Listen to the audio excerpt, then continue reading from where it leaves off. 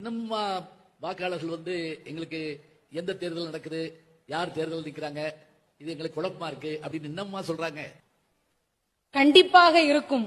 அதற்கு சான்று கண்முன்னே இருக்கிறார் ஐயா சீமான் அவர்கள். ஏன் சொல்கிறேன் என்றால், நான் எல்லோரையும் சொல்லவில்லை, பேசுகின்ற போதே குழம்பி போகிறார்கள் பாமரர்கள் என்று சொன்னேன். சமீபத்திலே தேர்தல் நடக்கிற போது சீமான் ஐயா அவர்களுடைய கட்சி குறியினுடைய சின்னம் சில மக்களால் உணரப்பட முடியாமல் போனதால் பல ஓட்டுகளை தழுவக்கூடிய ஒரு சூழல்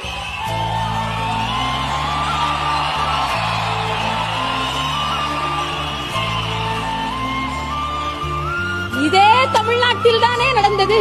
இதே தமிழ்நாட்டில் தானே ஒரு தமிழனுடைய சின்னத்திற்கு அவதூறு வரக்கூடிய நிலையை நாம் பார்க்க வேண்டியிருந்தது.